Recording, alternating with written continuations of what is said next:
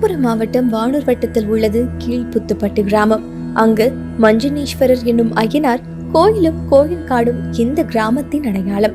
35 acre பரப்பளவில் அமைந்த பல்வகை மூலிகை தாவரங்களையும் இம்மண்ணுக்கே உரிய மரங்களையும் செடி கொடிகளையும் கொண்ட கோயில் காடுதான் இந்த ஐயனார் கோயில்.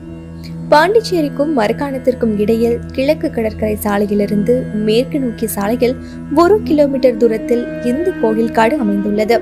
100க்கும் மேற்பட்ட தனித்துவமான தாவர சிற்றினங்களில் தாயகம் இந்த கோயில் காடு. புத்துப்பட்டு ஐயனார் கோயிலும் அது அமைந்துள்ள கோயில் காடும் பல நூற்றாண்டுகள் பழமை மிக்கது.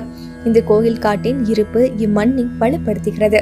நிலத்தடி நீர்வளம், மண்ணரிப்பு தடுப்பு, புயல் போன்ற இயற்கை சீற்றங்களை தணிப்பது என கோயில் காட்டின் பயன்கள் பல நூறு மூலிகை தாவரங்களுக்கும் பூச்சிகள், ஊர்வன, பரப்பன, விலங்குகள் போன்ற அனைத்து ஜீவராசிகளுக்கும் புகலிடமாக இந்த கோயில்